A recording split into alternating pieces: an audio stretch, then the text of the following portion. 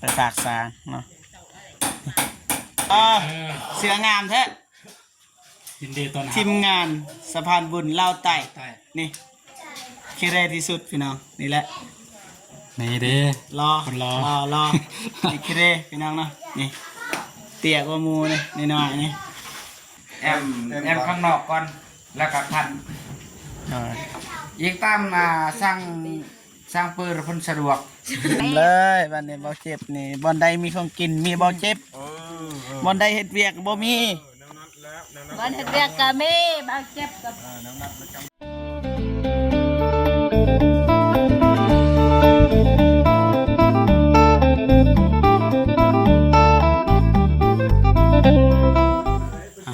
กราบทักทายสบายดีและสวัสดีพ่อแม่พี่น้องเบิร์ดสู่ครูสู่คนเนาะ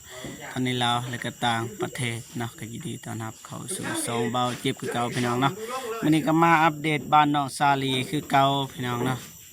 บ้านเทวดาพี่น้องเนาะบ่ฮู้ว่ามันไปเฮาใส่แล้วพี่น้องเนาะเบาเจ็บก็มาก่อนหมู่คือเก่าพี่น้องเนาะว่าทีมงานก็สินำมาดำลังก็มาอัปเดตดำลังเบาเจ็บสินำหน้าก่อนเพราะว่าช่วงตอนเช้าตอนแรงการเฮ็ดเวียกมันจะต่างกันพี่น้องนะไม่แต่ว่าไปชมไปเบิ่ง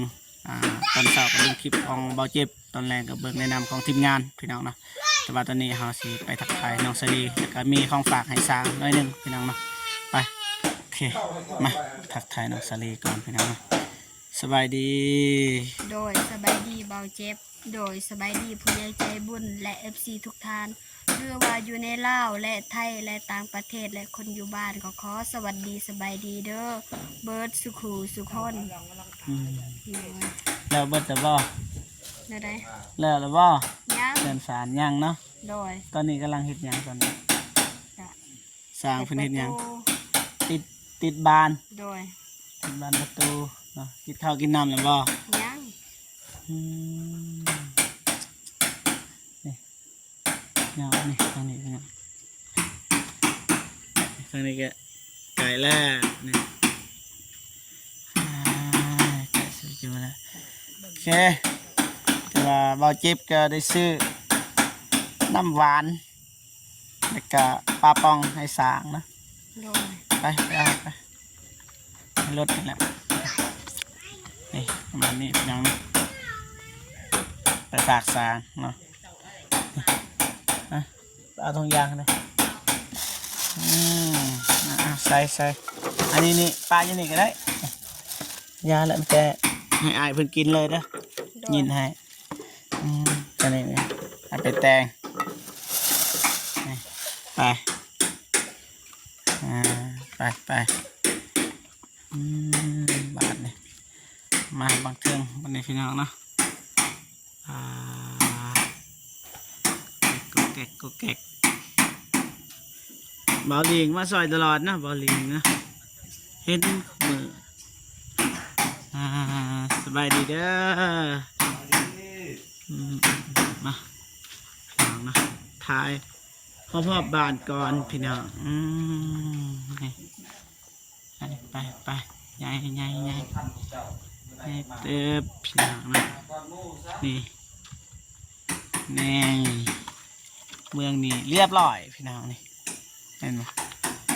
เรียบร้อยวงกบบานประตูใส่เรียบร้อยพี่น้องอัดอย่างเดียวเจ็บกึกเลย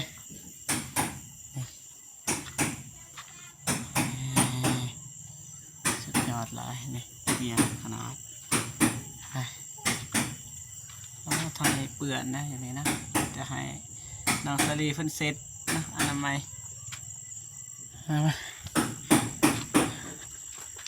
นี่เรื่องนี้ก็สำเร็จพี่น้องเนาะบ้านเทวดานี่งานนี้สำเร็จเบิดแล้วพี่น้องนี่งานหลังติดเรียบร้อยทางนั้นก็ห้องให้เลยพี่น้องผักเราต่างประเทศพี่น้องว่าจะเข็นบนไหนมือตึบ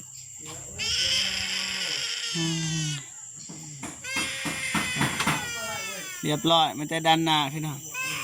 สบายดีบ่ตูนพี่น้องเนาะบ่เห็นลุงยาคิดว่าบ่เจ็บมา คนแหลก ครับแม่เนาะแม่นบ่เห็น โอเคไปนี่สวยสดงดงามเลยพี่น้องสมกับสร้างเมื่อ4 ปีนี้สร้างแดนนั่นกับทีมงานพี่น้องเนาะ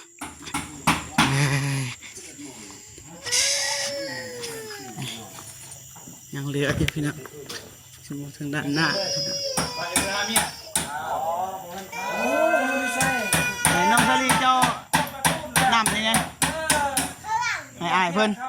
นำนี่นำนี่นะยินให้อายเพิ่นกินขนาดวันบ่เว้าพักกะสิเว้าเลยนี่แม่เฒ่าเมื่อยบ่เมื่อยบ่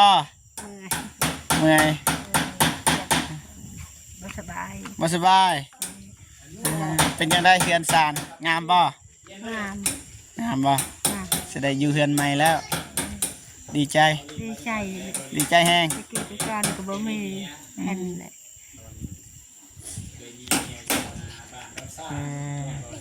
ได้โอเคไปก่อน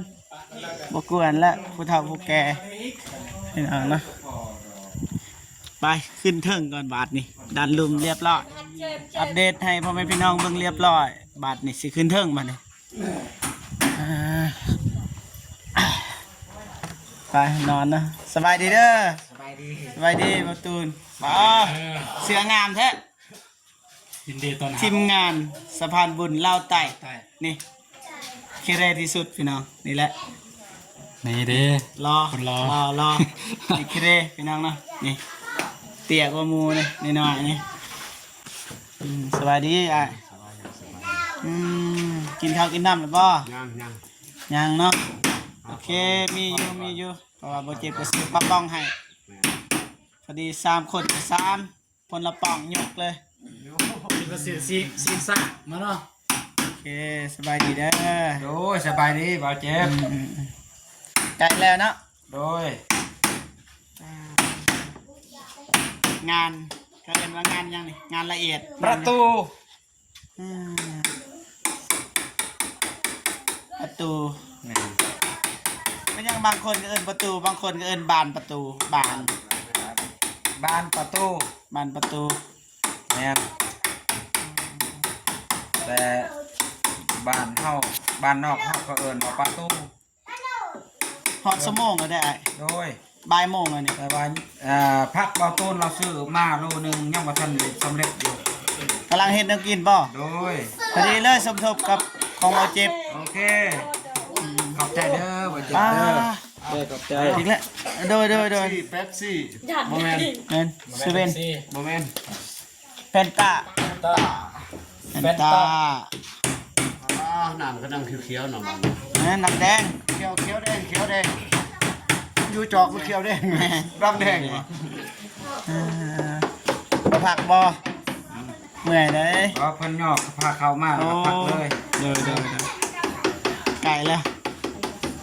นี่กำลังติดบานประตูแล้วบานประตูแล้วสิยังต่อมานี่แค่มันอีก แมนแอมละขั้นหอม ท่านหอม คันบ่ ได้ขั้นแล้ว อ๋อ เพราะว่าไม่สลาเพิ่นก็มาพร้อมเลยเด้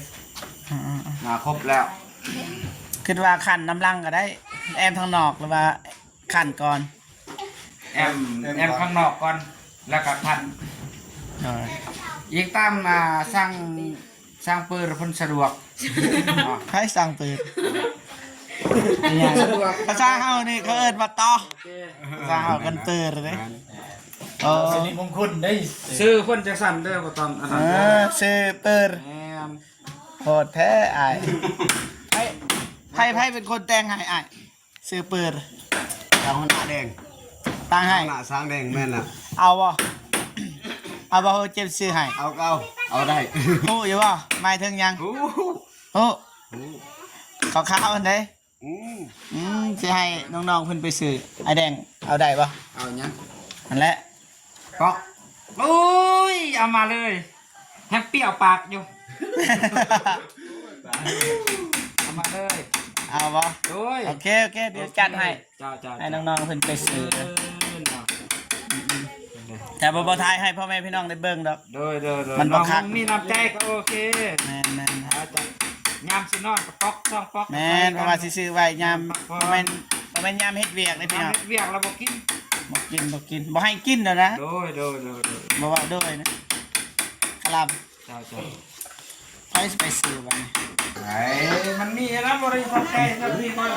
ไก่แล้วพี่น้อง เลือกให้ อืม ต้องบริษัทไก่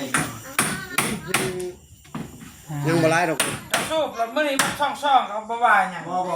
สบายดีเด้อสังรามบ่หิวบ่คือว่านั่งเนี่ยบ่ทันสำเร็จ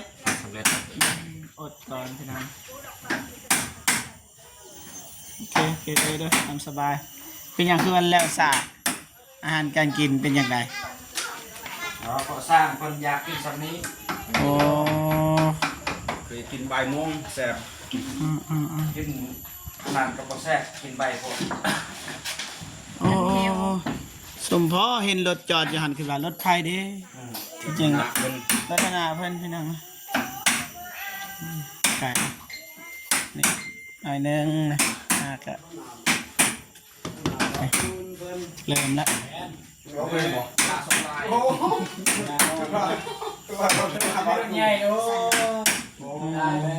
งามงามหลายตอนเช้าเนี่ยพ่อเฒ่ามานั่งที่นี่แหละสูบยาปลุกแล้วก็เบิ่งธรรมศาสตร์เสียงนกเสียงนูก็ห้องเต็มเขตนี้เป็นงาม เล็กๆกัน สร้างก็ดีสร้างกันไหม ขักหลายพ่อแม่พี่น้องเนาะเดินความมันใหญ่เอาเจ็บก็บ่คิดบ่ฟันว่าสิได้ปานนี้พี่น้องเริ่มมาทมิดตอนทีมงานเฮาไปซื้อดินให้ก็คิดอยู่ว่าน้องสลีได้แต่ว่ามีช่วงหนึงนะช่วงที่แบบว่าเฮาหยุดไปเราเตียงแล้วก็ขึ้นเมืองก็เลยคิดว่าบ่มีแล้วบ่เกิดขึ้นแล้วพี่น้องเนาะแต่ว่ามันก็เกิดขึ้นจนได้พี่น้องก็ดีใจกับน้องเพิ่นพี่น้องเนาะได้ก็ขอบคุญกับคุณผู้ใหญ่ใจดีและ FC ทุกท่านที่คอยสนับสนุนน้องสาลีพี่น้องเนาะก็ขอให้พ่อแม่พี่น้องจงมีแต่สุขภาพแข็งแรงประสบผลสำเร็จในหน้าที่การงานขอให้อายุมั่นขวัญยืนทุกประการอย่าเจ็บอย่าจนขอให้ร่ำรวยยิ่งขึ้นไปเด้อแม่เด้อและพ่อแม่พี่น้องเบิดทุกทานนะประมาณนี้พี่น้องไปลงรุมก่อนพี่น้องเนาะ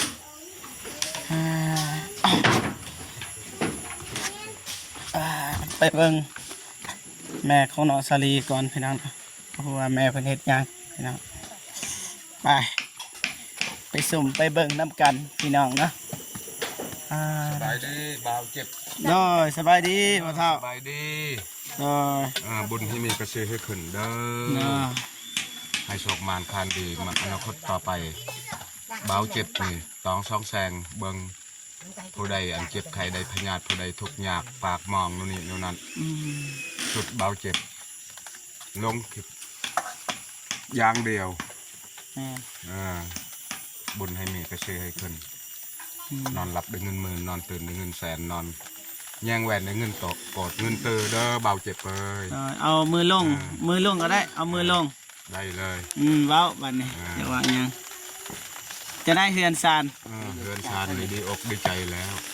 ไก่แล้วเนาะเบาเจ็บนี่ไก่ที่แรกเลยเท่าแม่เท่ากับพอใจเลยดีใจบ่ ดีใจที่สุดจนนอนบ่อยากหลับได้พวงได้เหือนนับแต่เก่าก่อนเกณฑ์โอ้ยทุกอยากคือในใจตั้งมันบ่ออกเกินอยู่กับบ่มีเขากินกับบ่มีดินกับบ่มีเนาะดินกับบ่มีดินอยู่ฮักเดี๋ยวนี้ดินอยู่ก็มีเฮือนชานก็มีดีอกดีใจแล้วผู้ใหญ่ใจดีมันสร้างบุญสร้างผลอนาคตต่อไปตลอดเดี๋ยวนี้ทั้งไทยทั้งลาวทั้งเวียดนามให้ประสบการณ์ต่างประเทศให้คุ้มชนมวนใจมวนดีและนี่เฮ็ดให้ลูกสุขทุกข์ให้ขึ้น ได้ดีบาทนี้ เด้อ พ เด้ อ อ เคารพ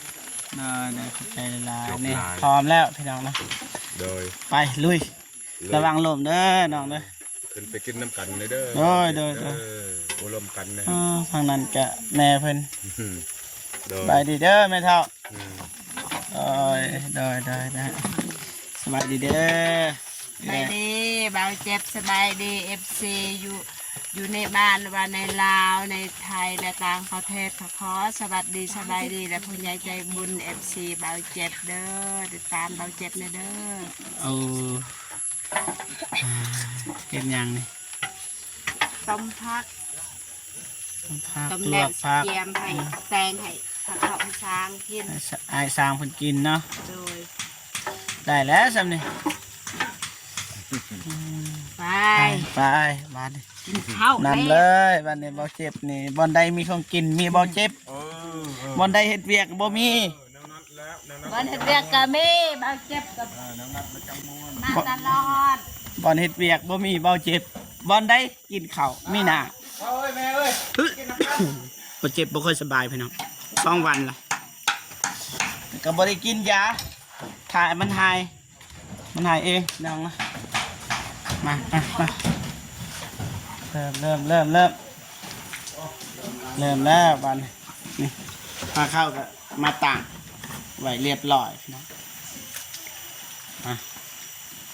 ล้างมือบาดนี่ ล่างก่อน มันฮ้อน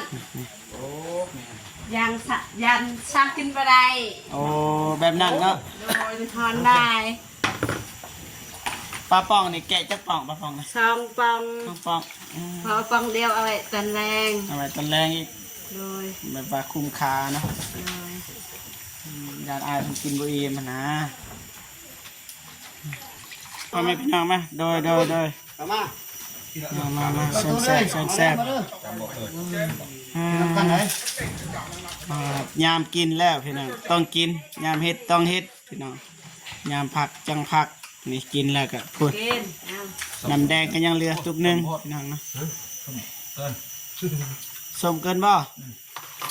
เจ้าหน้าอย่าเฮ็ดส้ม โดยก็ทอด เฮ็ดเค็มเกลือรสมื้อน่ะ ใส่ซองหน่วยทุกน้ำ อ๋อชอบ อ๋อโห มากิน พอดี อีก2หน่วย นี่เอาไว้ให้ เสือลงนั่ง เวลาแสบ เดี๋ยวเอาเสือกับเป็นหัวอยู่บน พอได้ยงพอดอก กินเด้อกินเพื่อนนะเด้อ กินน้ำกันเด้อกินน้ำกันเด้อ รอถ่ายคลิปก่อนแป๊บนึงขณะสิเข้าไปนั่งกินนำกัน ใส่หนักใส่ตาเราเจ็บแล้ว บ่เป็นหยังไปบ่เป็นหยัง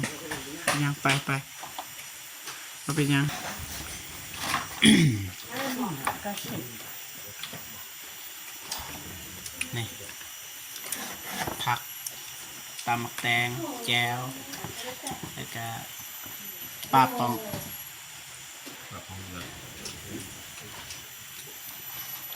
โอเค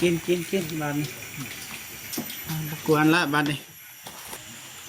โอเคผมเป็นพี่น้องเนาะการอัปเดตบ้านของเบาเจ็บกับ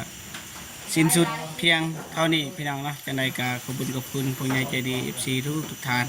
ที่เข้ามาให้กำลังใจเบาเจ็บตลอดมาเลยเพราะว่าคลิปเบาเจ็บทำคลิปอยู่ไซ